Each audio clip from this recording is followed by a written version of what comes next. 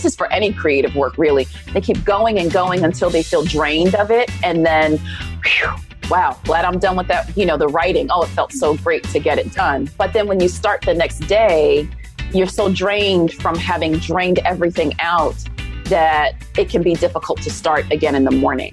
Leave some in the tank so that when you sit down again, you still can pick up that flow because you remember where you were going.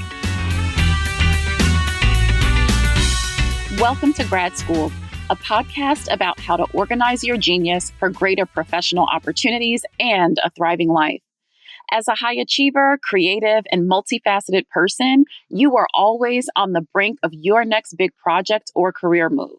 So each episode, we discuss how to plan, pivot, or progress toward your next big move with confidence. Welcome to Gradschooled. I am your host, Dr. Fatimah Williams. Hi there, everyone. Let's walk through the month in review, but let's start with maybe just a quick, what were you working on this week? So remember, we always talk about the weekly priorities as 3 top things we're working on. What were your 3 things you were working on? If you didn't have 3, you only have 1 or 2, that's fine. If you struggled like I did to kind of narrow them down, that's okay too. But let us know, what were your top 3? Hi, everyone. Glad to see all your beautiful faces. For me, I had 2 priorities, which the number one being the dissertation. So I'm a PhD student currently, and I'm 2 years away from graduating. So it's dissertation time. And I had an abstract that I was actually working with Marlene, who's on this call too. That's due this Tuesday. So we really cranked into gear of creating work sessions for ourselves to start getting that done. And I felt really proud that, as far as the dissertation, I've actually been, I'm pretty good at it, disciplined at writing 45 minutes every Monday through Friday. And that's the first thing I do. I don't since it's the heaviest thing that I have to do and it's my number one priority. I've just made it a habit that no one's hitting me up at 7 a.m. So I just get that done right then and there. And then everything else kind of just flows because it's everything else after is easier to do than writing for the dissertation. So it was a really great week. Okay. And so let's talk about some spaces that I heard a few things in your process that really work for you. And one that maybe is not so obvious, but I want to pull out for everyone is accountability. So notice how she has Marlene as a partner in this process, or parts of this process even. There is something really key about having external support. And that can look very different. It can look like this, right? This meeting that's a check-in that you know what, last week I said I was going to work on these 3 things. And I know that I'm going to come back to this group on Sunday. And I want to be able to share some form of success and also see how to make it better, right? So you can build in whatever accountability works for you. But a lot of times for creative people, and especially those of us who tend to trend a bit more introvert, we tend to take on projects on our own as if we have to do them by ourselves. And I know some of you are writing right now and you're like, well, writing, how do I make that in a process with accountability? How can that have accountability to it? But there are so many ways you can make your goal public in a space like this. You can set many milestones that you share with others, that like a dissertation advisor, or, they're not going to probably read anything in between. You don't even need to ask them to, but even just saying to them, I'm going to send you this thing, this draft at this time. Even if they're not looking for it, we know they're usually not, but it will serve as an accountability for you to continue to keep moving. So I just wanted to bring that out because I would love for us, and us, the collective, people who are bringing big things to the world, to not do it all on our own. And sometimes it takes getting creative to figure out how to add people to your process, right? How to get that support. So for me, one of them is having this group this month. I've already pushed out 2 projects because it just forced me to move into action, because I knew I wasn't just showing up for me. I was showing up for you and whoever would come on this line. on Sunday, right? So now, Andrea, if you could maybe say where you felt like things went a little bit awry or didn't go as you would have hoped they went.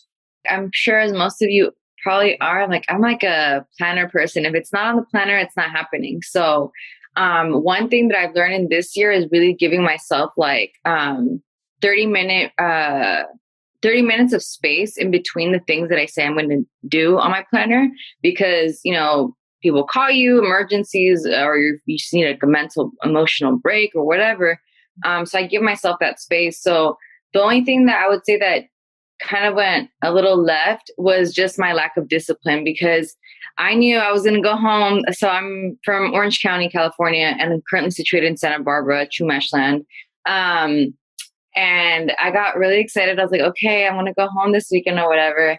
And like, I did half of the things that I say I was supposed to do on Friday. And then I just like I need to start like getting my stuff ready to go. And so that's on me. Like I did not stick to the plan, and I totally could have, like I had the time to do it, but I just didn't do it.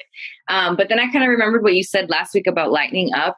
And so for me personally, like, because I'm a very disciplined person and I just get my shit done, like I just chose to not be so hard on myself, and still look at all the progress that I made throughout the week and that I've been doing throughout this year, especially during this pandemic. But I did feel guilty. So the lesson there was like, just stick to your shit. You know, you made the time for it. So stick to it. And then that way you can freely enjoy like whatever plans or rewards I have for myself. Mm-hmm. So I would add another piece to that. It's either stick to it or fully release yourself from it. Mm-hmm. Like once you make the decision, I mean, we've all had work sessions that are just like, I had big plans for you. And then it turns into, but the muse did not reciprocate, right? It just wasn't working. And one of the things that, again, holds us back from keeping that genius going and keeping that flow going that you were talking about earlier is the judgment and the self-judgment. And so it's, if I'm going to decide to follow this joy of I'm ready to go home, I'm packing to go home, I'm excited to go home, then consciously just make that choice to step into that excitement and release yourself from what's next or what you plan to do, right? And it may look like, okay, to release myself from this fully, does it mean I want to sit down right now and just do a quick check and say, what needs to happen when I sit down again, or how will I adjust my next work session to deal with this, right? It can bring a little bit of closure to when things don't go like you would like them to. Or is it saying, you know what, I completely release myself from it now. I know I have another work session on Sunday night. The way I'll start that is by recentering and reorganizing for this. Right. But whatever it is, if you're not going to do the, yes, I'm just going to keep going and focus and get it done. It's the, how do I fully release myself from it so that when you are enjoying that time, you're enjoying it without the nagging in the background, right? Or the distraction in the background that then zaps your energy from really being creative and really being able to enjoy your rest space. Yasmina, am I pronouncing your name right? Yes, it's Yasmina. Yeah. One task that was a priority this week was to try to get a project done that I've been working on for a client. And it's a very monotonous task, so it's been difficult to get through. I'll be completely honest about this. I've discovered that this is not the type of project I really want to do, but that's also made it more difficult to get through. So I didn't quite make the deadline that I had set. I think I bit off more than I could chew. But I think by creating that pressure, I push myself. The question from that is, how would you recommend getting through a project like that where it's very monotonous and tedious? Yeah. So can I congratulate you for actually realizing that this is not something you want to do? There's beauty in that. So you don't have to do this anymore. This is your last one, right? This is, yay. Woo, I feel lighter. I'm breathing deeper. I'm like, this is your last one. Yes. Right. So I know the trick is often, oh my God, I'm behind. Right. And I really don't enjoy this. And I don't want to do this again. You don't have to do it again. So you actually in our kind of process of the month in review, you learn something that's golden. You've learned what to take off of your list of things that you're offering to clients. Right. Or, another piece of maybe if it's just taking it off, or maybe it's, I like to do parts of this, not all of it. Or maybe I need to charge more or build in more time and let the market decide if it still wants it from me. So you get to choose. You've got a lot of flexibility in there for what happens going forward. And I bring that to you to say, let's let the energy of that then adjust how you approach what comes next. Right? The energy of, I didn't miss anything. This is not going to harm me. I never have to do this again if I don't want to. Right? Versus, I hate this. It's tedious. When is it over? Right. So let's see if that allows you some space to come into this project a little bit differently when you sit down to it again. So how about maybe you tell me, what do you see for yourself as next steps to moving forward with it? With this particular project? Yeah, for the completion part, because it sounds like you're trying to figure out how to get around to completion. Yeah, because so this project has been a bit of a long-term project. Because it's big and because I've been kind of dragging myself through it. But I've tried to do both, breaking up doing this project in maybe like hour-long chunks, and also trying to just go at it like for several hours at a time. And by making a deadline for myself this weekend, because I'm so eager to finish, I tend to push myself, like just keep working until I can't go anymore. And so I found myself getting into a flow both ways, but I think that's where I'm having some trouble of developing a system for myself to have some consistency. It sounds like you're trying to figure out what works for you, whether it's the small snippets of it or if it's the drive at it kind of for hours. And maybe for both of those, how do each of those feel? I imagine they feel different when you use different techniques. How does it feel when you're working through each way? I've definitely felt the physical toll of just driving at it for several hours. This task involves a lot of typing. I'm doing keywording on a photo archive, so it's basically data entry. However, with going at it in the smaller time chunks, I find that that part is hard for me because it takes me some time to get myself to really focus. So jumping into that, really focused mentality to get that done is harder for me in the shorter amount of time. So maybe two things. Is there somewhere in between the 1 hour chunks and the long stretches? I just maybe put out two things that I think could maybe work or might work, and you'll know best because you know the work best. But is it that there's something else in between? Or so in the planner, I talk about opening a work session and closing a work session. So practice is around opening a work session and ending a work session. Depending on how you set up, how you close a session can determine your experience with when you start it again, right? So let's say you have a 1 hour sprint that you're working on, and it's going to be one that's like toward the end of the day or whenever it is. It could be whenever it is in the day. And you've reached your end of that 1 hour sprint. You know you're about to take a good break. It might be you're going to stop for lunch, or maybe it is the end of the day and it's the evening. You're going to stop for dinner. Jotting down for yourself just quick bullet points, 3 quick bullet points or less around where your train of thought was going and where to pick up next. So it's almost like in writing circles, this technique is very helpful. People will tell writers when you're writing not to write to sort of completion every time, right? So a lot of times writers will get in that boom and bust cycle where they just get the muse for writing and then just keeps going. And this is for any creative work, really. They keep going and going until they feel drained of it. And then wow, glad I'm done with that, the writing. Oh, it felt so great to get it done. But then when you start the next day, you're so drained from having drained everything out that it can be difficult to start again in the morning. And so 2 things embedded in there are allow for things to be left over, right? So, and I'm saying this especially for writers too, who are working on projects like that, leave some in the tank so that when you sit down again, you still can pick up that flow because you remember where you were going. Right. And then and that's also for content creation as well. I believe the same holds true. And then the other thing is having a clear, like, what are the 3 things, or maybe it's the one thing I'm going to do when I sit down next time I work on this. I've already got it written down in the place that I'm working on this project. So for me, sometimes it's an Evernote.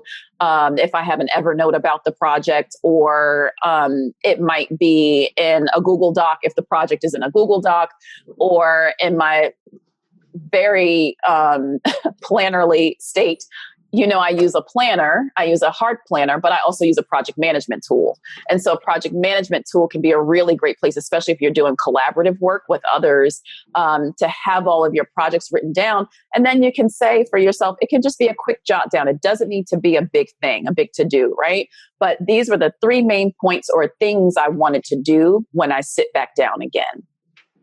So when you sit down, then the next time you have an opening of a work session, right? And the opening of the work session can include looking at that list of things.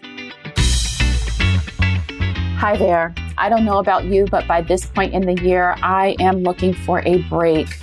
Listen, we have made it almost to the end of 2020. We only have somewhere between 60 to 30 days left in the year, and it's been an intense one, right? I mean, listen, now is the time for us to take a bit of a deep breath, to get our bearings so that we're not running and gunning through the holidays, but instead we can actually take a pause from all that this year has been, and then begin to look forward to next year and think about how we want to take our learnings, lessons from this year into the new year.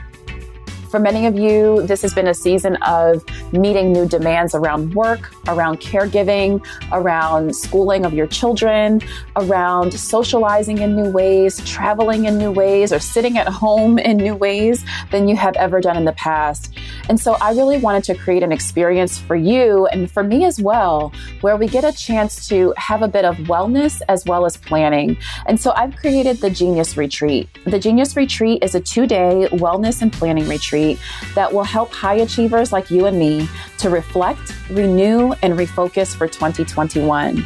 And so what does this look like? Over the course of 2 days, you will join me and a list of amazing speakers as well as wellness practitioners who are going to help us to decompress a bit from 2020, reflect a bit on the lessons that we've learned, the things that we want to carry forward into 2021, and then begin to plan what we would like the beginning of the year to look like for ourselves.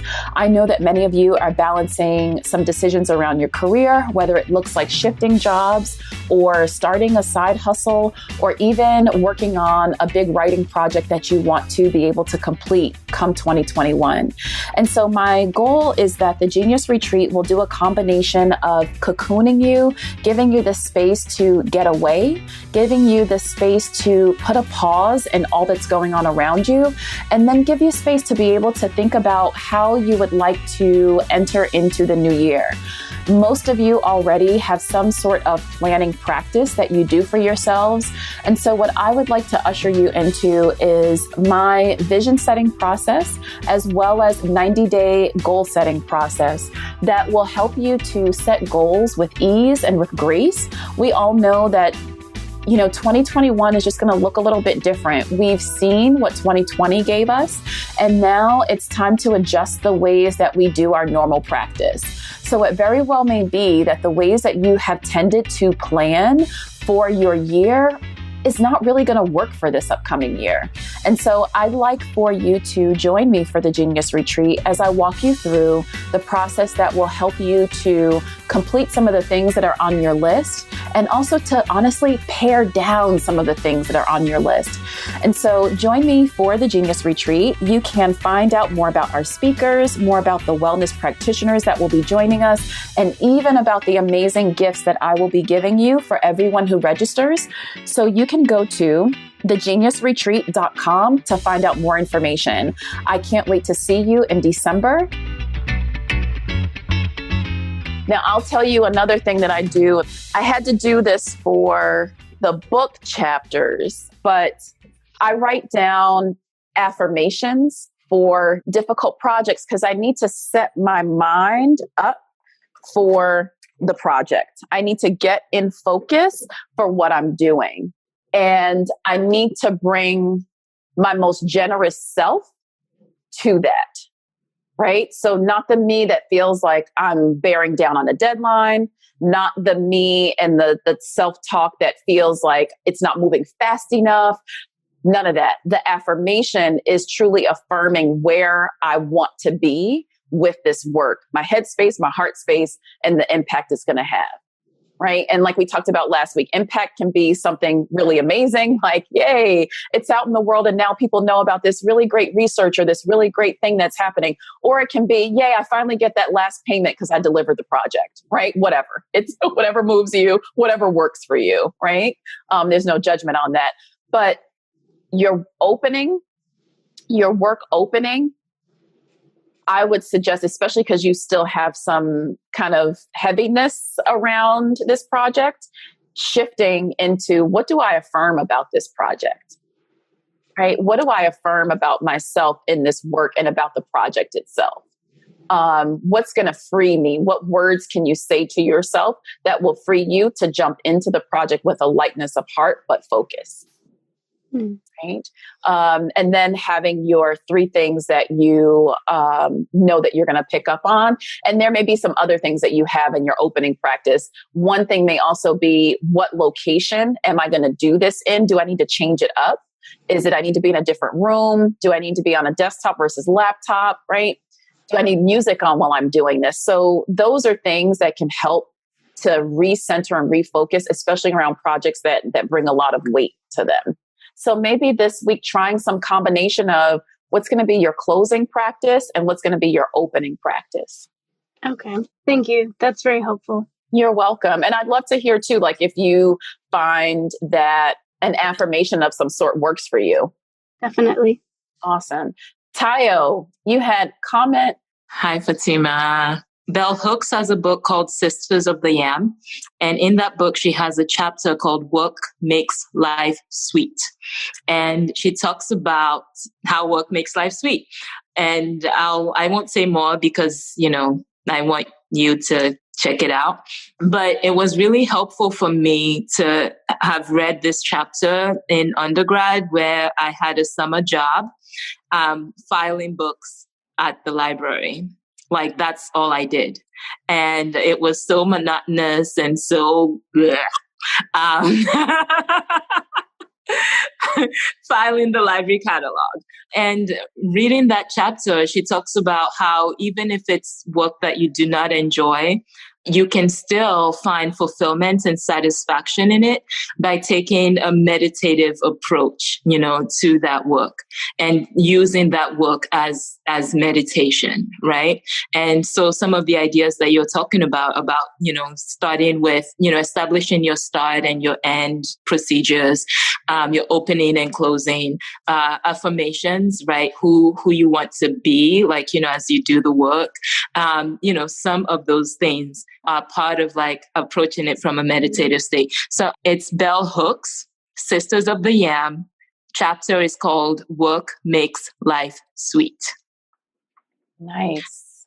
So that's one. Second comment, I don't know if anybody uses the Pomodoro method, but Pomodoro method is a timer method where you work for 25 minutes, you take a break for 5, and then you come back, work for 25 minutes, take a break for 5, come back, work for 25, take a break for 5. So you do 4 25-minute circles, and after 4, you take a break for 15 minutes. right? So that gets you like through 2 hours, right? 4 circles, 2 hours, and then 15-minute break. You take a longer break. And during the 5 minutes, I use the Pomodoro method for many things, but during the 5 minutes, I like to walk away from my screen. And I also like to set a timer for my 5 minutes. So like if I'm doing something that I'm not really into, I use that to get me started. Like I only have to do this for 25 minutes. I can get through 25 minutes on this. And, I also gamify it. So UX designers, might know what I'm talking about. Yeah. So you gamify it by saying, okay, so if I'm repeating tasks, how many of these can I get through in 25 minutes? And then, you take your break. And then you come back. Ooh, can I beat, my numbers from last time? Et cetera, et cetera, et cetera. So what that does, so many people get bored because there's no challenge there, right? And so you are offering yourself challenge and, that gets you engaged. All right. I wanted to wrap with maybe I think planning, I could geek out about planning and I could do this like all the time, right? But that is not the point of this. The point is to get you to your genius and allowing it to flow, right? So thank you all so much. I can't wait to hear more about your projects and your amazing work. And just remember that sometimes when we hit moments of friction, and here I'm thinking about, let's use, for example, Yasmina was a really great example for us today. When we hit moments of friction, we can often feel like the negative side of that. But let's look at, not just for the sake of finding positivity, but for the sake of finding information, right? What is this moment that seems to be a block? What is it communicating to me? What is it telling me? Thanks for joining us this week on Gradschooled. Follow me on LinkedIn, Facebook, and Instagram at Fatimah PhD for more info on this episode and other professional development topics. As always, subscribe to the show and leave us a review so we can continue to bring you the topics you want most. See you next episode.